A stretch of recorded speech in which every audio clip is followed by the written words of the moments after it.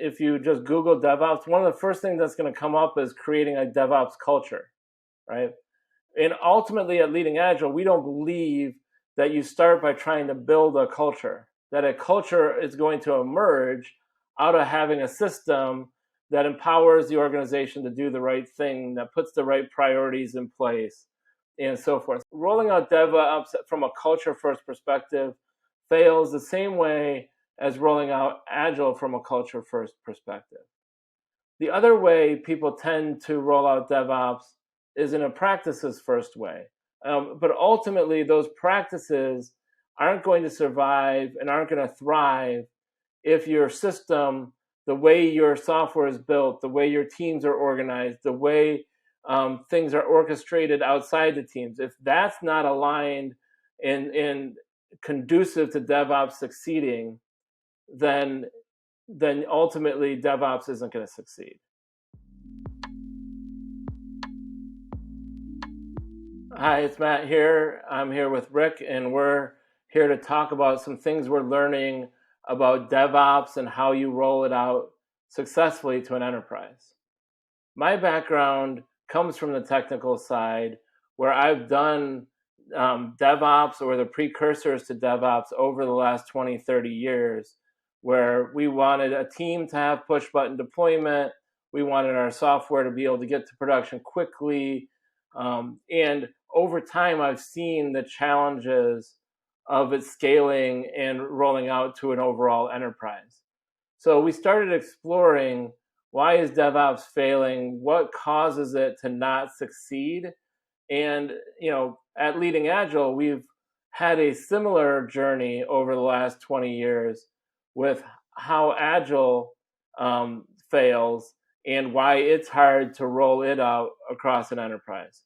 So I got Rick here to have a conversation, because Rick has spent years doing Agile transformations, and we want to talk through some of the parallels we're seeing, some of the challenges we see, and some key points about how to successfully think about and roll out DevOps. Rick, why don't you talk a little bit about your background and kind of what we've learned over the years about Agile transformations? Yeah, thanks, Matt. Yeah, something you don't know about me, Matt. I grew up as a developer too. So even in the 90s, we had systems that were doing continuous improvement or continuous integration, builds, and things like that. So very old technology back in those days. So I'm certainly not on top of what's out there today. But yeah, I spent a lot of time doing transformative work in a lot of companies. Joined Leading Agile about 11 years ago. I've been doing a ton of work around transformation for many, many years now.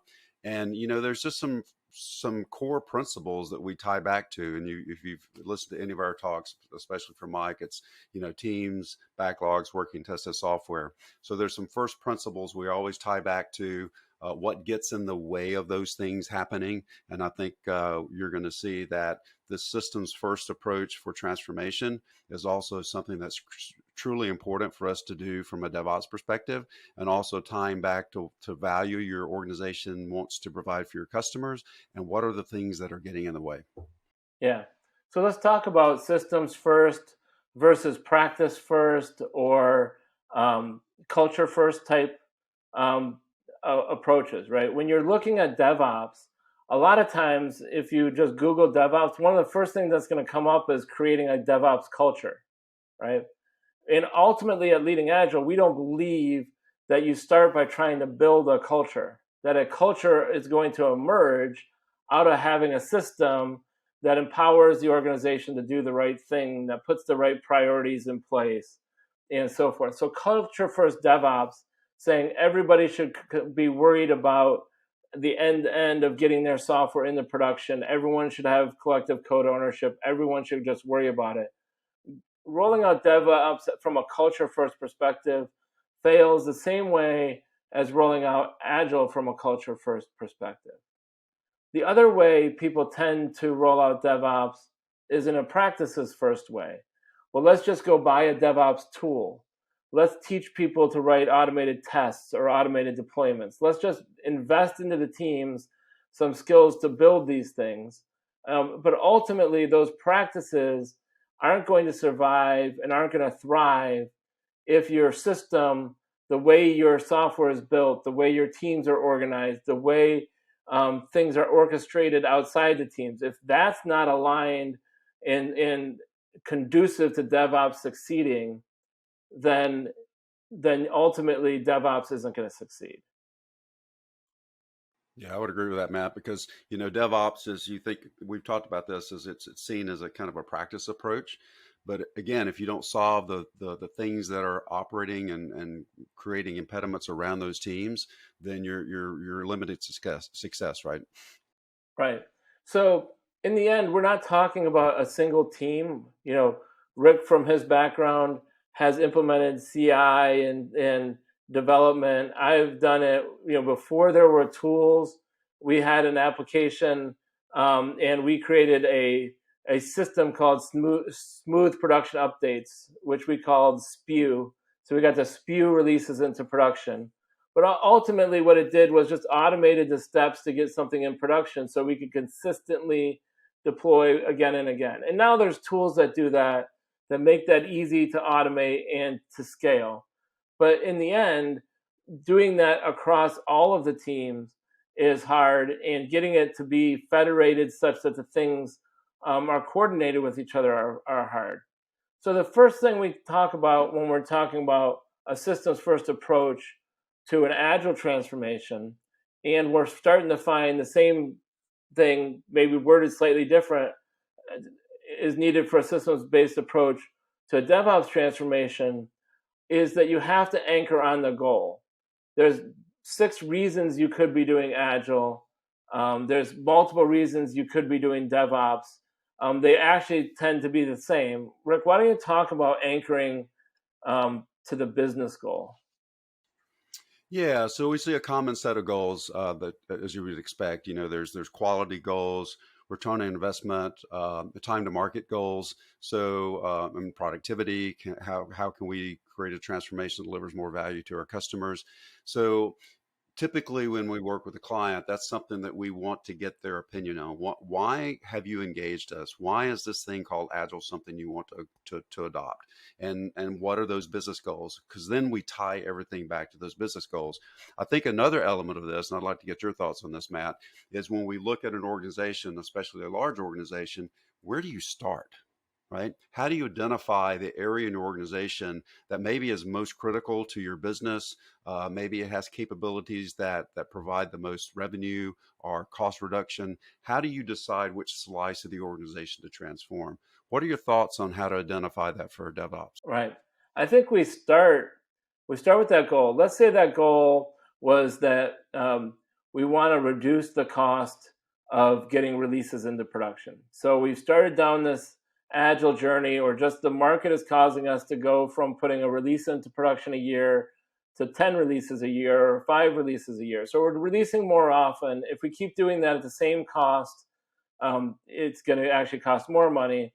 If if if we can't do that consistently, it gets expensive and it gets very stressful on the organization. What we'd like is those repeatable tasks to go to zero, and we can spend all of our time building new capability, not managing releases going to production and so forth. So if I'm trying to reduce cost, then I'm going to start looking at, well, where in the organization am I releasing the most often? Where is it the most painful to release?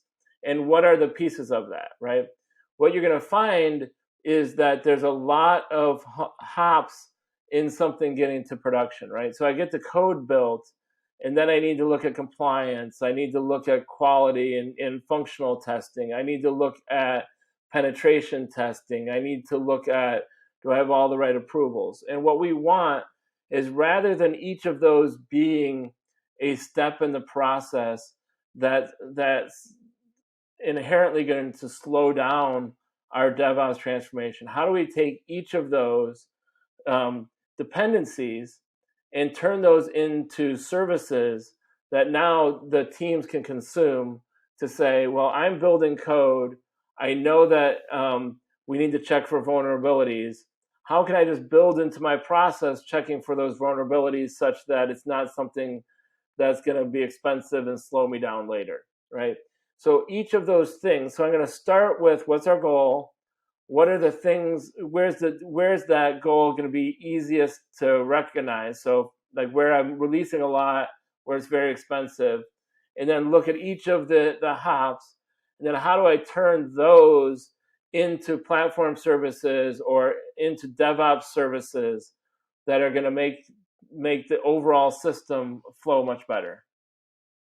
So, Matt, it sounds like all of the services that are possible from a DevOps perspective, you would want to. So, it's a menu of things you can pick from, but your roadmap to implementing those capabilities might change depending upon the goal that you're trying to solve. Right. So if you think of that goal, and then you have a set of features or epics that you can implement to achieve that goal, now we can prioritize them.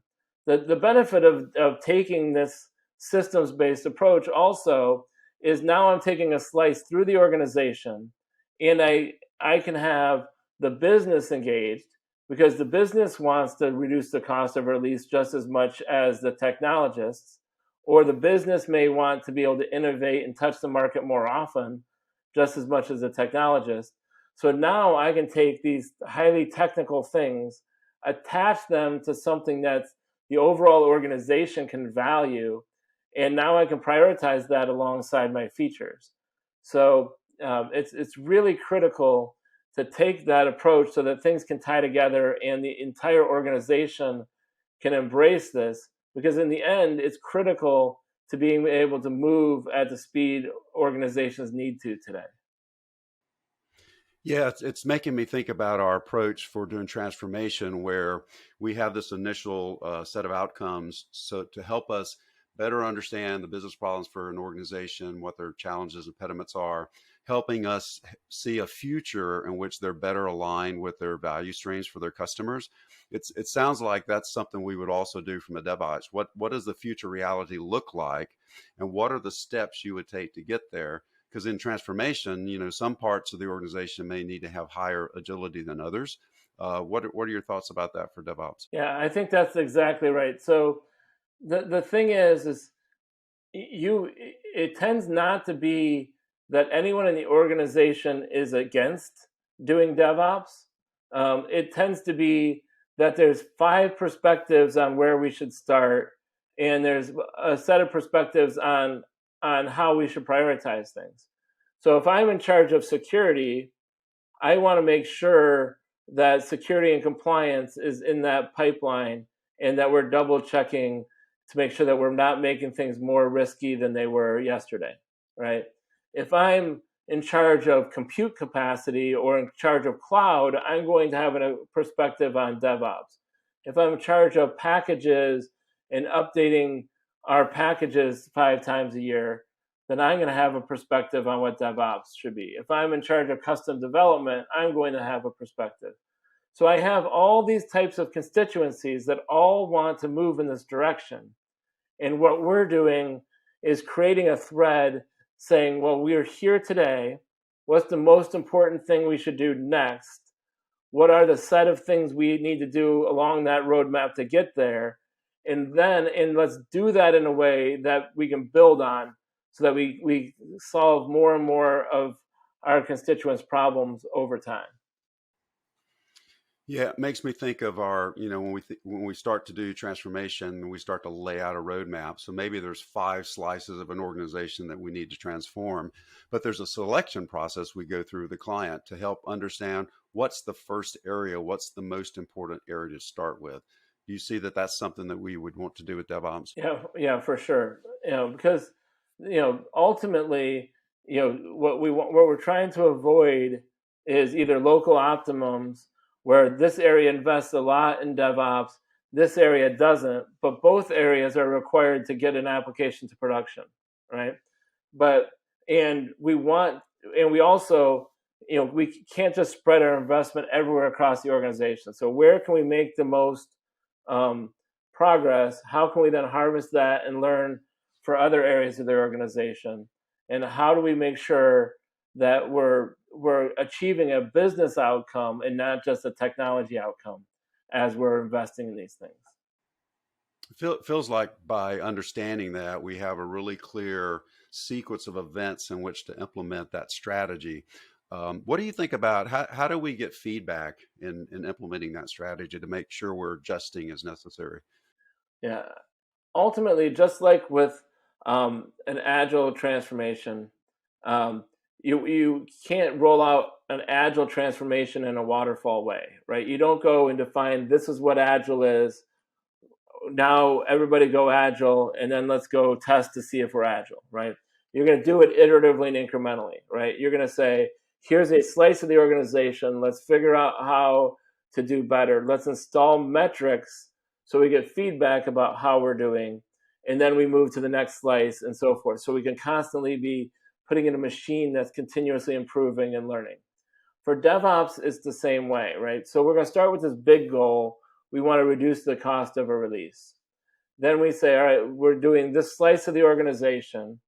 Well, how do we measure the cost of a release? How do we measure the latency? So is it the number of weeks it takes to get from code being complete to code being in production? Is it the amount of man hours required in order to do that, and so forth? So let's get metrics to understand what what we are trying to achieve.